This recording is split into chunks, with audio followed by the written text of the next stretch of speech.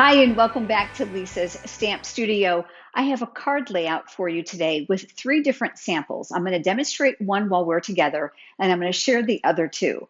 You'll be able to find the card layout with the cutting dimensions down in the video description below, where there'll be a link that leads you over to my website. There's even a free download there for you. A card layout is like a map to show you where the pieces of your card goes to make it a lot easier to design. And today's layout includes some cutting, which is super easy. There's going to be a lot of freedom for you here to create the cut and the angle that you like. And while you're here visiting my channel, I would love to have you subscribe. Make sure you click the subscribe button and then the bell icon next to it and the word all. That will send you notifications when I'm live right here on YouTube, as well as when I share a new video. Let's head over to the stamp table and let's get started on today's card layout. This card layout is comprised mostly of a 3 1/4 by 4 1/4 inch piece of cardstock. Now you can use any color that you'd like, but I do recommend cardstock versus designer series paper because we're going to cut this and you're going to want some stability behind this. I have my Stampin' Trimmer here with both the scoring, which is the light blade, and the dark blade, which is for cutting. So I'm going to navigate the scoring blade up and out of the way, and I love that you can keep them on the clear track at the exact same time. You're going to want to make sure this is the 3 3/4 inch here, which is the width. Then what you're going to do is you're going to open up the arm of your trimmer and you are going to turn this on an angle. And then all you're going to do is decide how you want that angle cut. There are no measurements, which is going to make this quick and easy. So I'm looking, about an inch, 1.25 there. And then I'm going to close the door and I am going to slice. That's going to allow me some room here to stamp a greeting if I choose. You'll also need a piece of designer series paper. This measures 1 by 6 inches. Remember, you're going to need it longer than what you would typically want for the width of your base card because it's going to go on an angle. The base of the card is 4 1/4 by 11 inches. I did score it in half at 5 1/2 before you joined me. I'm going to line up those ends and I'm going to go over it with my bone folder for a nice crisp crease. Let's lay this out so you get an idea of where the pieces are going to go. So your straight pieces are going to go at the top and the bottom. When you are finished, you should have about 3/4 of an inch area here in the center. I will eventually mount these. I'm going to give you lots of tips about that, but you're going to want to leave the same equal space here at the top as well as the sides. When we're finished, the designer series paper is going to go underneath these panels and it's going to get adhered actually to the card base while these are floating with dimensionals on the top half. Now, while that might sound confusing, it's very, very simple. I'm going to place that off to the side for just a moment, and we're going to work on the focal point for this card. I'm using this Sweet Ice Cream Bundle, which is the stamp set, and this Ice Cream Builder Punch. You're going to notice that the pieces are side by side versus vertical. So what I like to do is I like to make myself a template here in the stamp case. I actually punch it from cardstock. I make sure I indicate the top of the punch. And this is going to give me an idea of how to stamp the elements so they will fit inside the punch perfectly. Now, some stampers are very, very proficient and can actually stamp through the template onto their scrap cardstock and punch it out. I'm not that good, I'm going to be really honest with you, but this template actually helps me to position my stamp properly to fit the punch. I have a scrap piece of Whisper White cardstock here, and I'm going to add 3 scoops to my ice cream. I'm going to be using Old Olive and Bermuda Bay. Now, while those seem like strange colors, they're going to coordinate beautifully with that designer series paper. I've mounted the ice cream scoop image from the stamp set here, and you'll notice on my template that the scalloped end of my scoop is actually facing the center. So I'm going to stamp them that way here on my cardstock. I'm going to ink up the Old Olive ink, and I know this is going to be a little bit too strong for me, so I'm going to stamp it off here on my scratch paper. That's going to reduce the shade, and then I'll stamp that here on my cardstock. Now I'm going to want 2 of these for my ice cream cone, so I'm going to do this one more time and stamp off, and I'll stamp the second one here. One of these is actually going to be at the top of my ice cream cone, so I'm going to add some sprinkles to that. I'm going to ink it up in the same Old Olive ink, and instead of stamping off, I'm going to leave it full strength, and I'm going to stamp it there so it's more predominant. The second one, I'm going to add a little bit of texture to it for some more density. There's a really fun splatter image inside that stamp set. So I'm going to ink that up as well, and I'm going to stamp that here. I have another piece of Whisper White cardstock here, and I'm switching over to the Bermuda Bay ink. And I have my ice cream scoop again, and I'm going to ink that up, and I'm also going to stamp off. I want that lighter, and I'm going to stamp that here. Just like we did with the bottom scoop, I'm going to add those little splatters for some dimension, and I'll stamp those here. Now, while I have that Bermuda Bay ink out, let's go ahead and add that greeting to the bottom panel that we just cut. This stamp set has greetings for birthday, thank you, all kinds of fun things, including sentiments for the inside of your card. Since Valentine's Day is coming up, I chose You Melt My Heart. So I'm going to ink this up and I'm going to stamp this in the lower left corner. I have another piece of scrap white cardstock here, and I've just opened up the Cinnamon Cider ink pad. As you'll recall, my template shows that that cone is actually going in the direction that's going to be mimicked to the punch. So what I'm going to do is I'm going to ink this up. I am going to stamp off the cone to make it lighter, and I'm going to stamp that here on my scrap white cardstock. Just like the ice cream scoop has the sprinkles and the topping, this one has the waffle hash marks for my cone. So I'm going to ink this up and I'm going to turn this so that it mimics the width of that image, and then I'm going to stamp. Now we get to use that coordinating punch.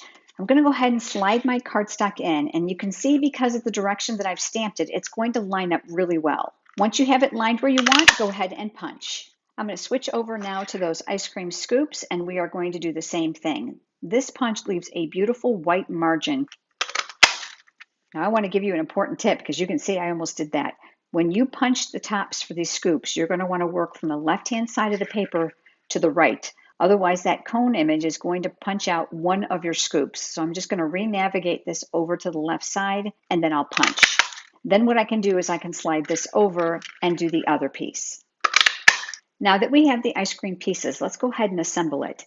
This is my silicone craft sheet, my beloved accessory here in the studio, because adhesive, liquid glue, and hot glue will not stick to it, which means when I go to put adhesive on these small pieces, if I get a bit zealous, had it been on my work surface, I would have had a sticky spot. That's going to eliminate that and keep my work surface nice and clean. So I have my cone here. I'm going to flip the scoop over and I'm going to add a little adhesive here towards the bottom. Then what I'm going to do is I'm going to build this on top of the cone. I'll place that off to the side and I'm going to go over to the Bermuda Bay color and I'm going to add a little adhesive across the bottom. This is going to allow me to stack my scoops. Now how tall or how wide or tipped you want them is completely up to you. And then the last one is going to be the one with the sprinkles. So I'm going to flip that over and I'll do the same thing. I like to build my images first before I add them to my card base. I find it a lot easier to decide where I'm going to be placing adhesive and dimensionals to mount it. Coming back to the card base, once again, we have our pieces here. So what I'm going to do is I'm just going to lay this out just to get an idea of where I'm going to want to stamp some of my drip marks for my ice cream cone. So I'm just going to gently lay this here, and that's going to give me an idea of where those marks are going to go. How many and what color that you want are entirely up to you. So I'm going to go ahead and open up the Bermuda Bay ink pad first. And I have one of those drip marks here. I'll ink that up. And just like we've done before, I'm going to stamp that off. And then I'm going to mimic this so that it's fairly close to that color. And I'll stamp it here. And I'll ink it up and do that again. And I'll stamp another one down here. And then finally, I think I'll add one more. And I'll turn this just for a little visual interest. And I'll stamp that here. Now I'm cleaning my stamp right off camera because I'm going to be changing colors now over to that old olive. Now with the old olive ink, we're going to do the exact same thing. We are going to stamp off to reduce that shade. I'm making sure that the skinny part is near the top, and then I'm going to stamp that here. There's really no right or wrong way to position this. It's just a matter of taste. Now once you have all your images stamped, let's go ahead and remove the pieces and let's talk about the assembly. I'm going to move the card base over to the side, and I'm taking those two Whisper White pieces and I'm going to flip those over. We are going to add dimensionals. Now where you add the dimensionals is very, very important because remember, we're going to end up sliding designer series paper between this panel. So you're going to add along the straight edge near the top because this is going to be the top and the bottom to the card base. I like to make sure that these are well balanced so that these panels are not going to float or sag on the card once it's mailed. Now let's talk about the remaining ones. I'm going to grab some dimensionals here. I want you to leave about 1/4 of an inch from that edge that the designer series paper can slide underneath there. If you put them too close here, you won't be able to get the designer series paper underneath. So I'm going to move these up about 1/4 of an inch and I'm going to place them along that edge. I'm going to do the exact same thing on this side, leaving some room. Now when you get to this edge, you're going to also need to leave room. So I'm going to move this one down a little bit closer to this one here. I am also going to add a couple other dimensionals for stability in the middle of this panel, as well as this one down here. Now what we're going to do is we're going to take off those paper backings. I'm using the paper piercing tool attachment on my Take Your Pick tool. This is one of my very favorite accessories here in the studio. This paper piercing tool attachment allows me to get those paper backings off with ease, and it helps corral those pieces. Now we'll do the same thing on this panel. I'm going to bring in my silicone craft sheet once again because I can take these and I can lay these right on top of here and I don't have to worry about them sticking to my work surface. We are going to come back now to the base of the card. And we are going to start with the top piece. What I want you to do is I want you to look at the top portion of this area here to make sure it has about the same equal space as the two sides. Then once that looks good, go ahead and tack that in place. Now you may decide to add the designer series paper now. That's an easy way to do it. Or you may want to put the panel in and then slide the designer series paper in. I want to be able to give you an idea of how this can work either way. So what I'm going to do is I'm going to add this panel next, and I'm going to talk to you about sliding it. I am going to hold the second panel here. Again, I'm looking at the area here to be as equal as the two sides as possible, aligning that white cardstock. Once I'm happy with that, we'll go ahead and tack that in place. Now, obviously, if you had adhered this here, you're set to go, but I want to show you what I prefer to do. I prefer to slide this in, and here's why. Because I can maneuver the designer series paper to get just the pattern that I want. That's easier for me to do once I have my image all assembled, knowing where I'm going to put it. And I know I want some of that green to show, so I'm going to back this up just a little bit. What I'm going to choose to do now is I'm going to flip the designer series paper over, and we're going to add a little bit of adhesive. I don't want you to go crazy because if you add too much, it's going to be a struggle for you to slide it underneath that panel. With my card base here, I'm going to go ahead and slide that underneath here once again, maneuvering my way across the cardstock. And again, I want some of that grain to show, but I want to make sure that my edge is going to come all the way here. I'm also looking to see that this area and this area here are similar. Once this side looks good, I'm going to tack that in place, and then I'm going to maneuver this left-hand side to achieve the same thing, and then I'll press those in place. Now, obviously, you can see by adhering the designer series paper, once the top panel is down, it's a lot easier. But if you forget, I want to be able to show you how you can slide the designer paper underneath. Now what you're going to do is you're going to open up the card base. And I have a special pair of scissors here in the studio that I keep ribbon on. And these are designated for sticky projects because I know I've placed adhesive here. So I'm going to come up here and I'm going to use the cardstock base as a guide to cut away the excess on both sides. The next step is going to be to add our ice cream cone, and I wanted to use dimensionals for this, but we are going to have an elevation difference because the area here is shallow. It's actually on the card base while these are elevated. So the area here in the center is going to have to be double stacked with dimensionals. I'm going to flip that over here on my silicone craft sheet, and with my dimensionals, I'm going to place one at the top and one at the bottom, and then I'm going to grab a couple more, and I'm just going to visually look at this, and I'm going to make sure that I know where those double stacks are going to be, and it's going to be right here in the middle where my finger is. So I'm going to take one of those and peel off the backing, and I'll place another on the top. Because I want to make sure that this is good and stable, I like to use my dimensionals generously to make sure that it's going to stay in place. I also know that my cards go through the mail meter at the post office, which has rollers in it. So I'm very cognizant that if I don't balance my dimensionals, that my card can come out lopsided. Let's go ahead and take that ice cream cone now, and we are going to mimic that on where we put our drops, and then we're going to adhere that here to the card base.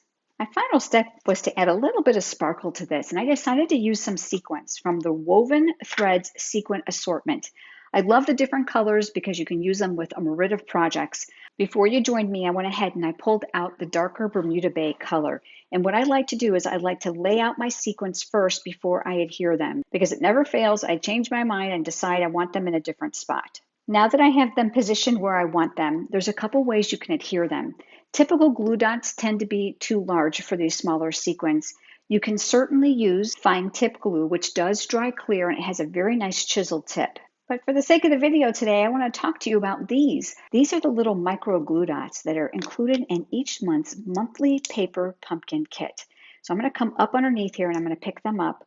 And I'm just going to slide this out of the way and place that glue dot where I want it. Paper Pumpkin is a monthly craft subscription. It's $22 here in the US. That includes the shipping, so there's no additional charge. You get an exclusive photopolymer stamp set every single month and a new ink spot to try.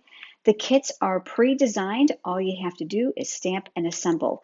Now, if you are a brand new paper crafter, this is a great way for you to build up an artillery of stamps and ink to try. You're going to love the Stampin' Up! Products because of the color coordination and our exclusive stamp set designs. You're going to find the information about Paper Pumpkin over at lisastampstudio.com under Shop. There we go. We have our first card. Isn't this adorable? Now let me show you the other two cards using this exact same layout. This one uses the bundle called Kangaroo and Company. Isn't this adorable? The one thing about this bundle I love is the dies, because look, which allows you to take your message and tuck it right back down inside. I colored the image using the Stampin' Blends alcohol-based markers, and again, I've used some designer series paper. The designer series paper on this card is actually exclusive. It's free as part of the starter kit during Stampin' Up's celebration sale. If you choose the starter kit, you're going to get 5 packages of 6x6 assorted designer series papers and patterns for a total of 200 sheets, absolutely free as part of your starter kit. I did a mixture of sequins and some rhinestones on this card. Really, really cute. I love this stamp set because it's for everything. You've got everything from hello to love you, you've got baby, and lots of small pieces. And the brilliant part, like I said about the dies, is you get this die cut little hinge here that you can attach those images to sit inside the pocket. My last card is from the bundle called Shark Frenzy. This stamp set is lots of fun. I know the kids as well as the young at heart are going to love it. Here is the stamp set image here. Love the baby shark theme. And the great thing about this are the accessories, because not only do you have the pieces here, there are additional accessories here in the die to include a top hat and a cane, and of course bubbles and bows and all kinds of little fun things. I've mixed this one up with another stamp set to include a custom greeting. So although it has the very famous shark theme here at the bottom, inside I've got a greeting that says, "You got this." I would love to know which of these cards is your favorite for today's layout. Remember to head over to lisastampstudio.com where you can request the catalog and order supplies. If you have enjoyed today's video, would you please give it a thumbs up here on YouTube, which is a like, it certainly helps. And I look forward to having you join me next time. Have a great day.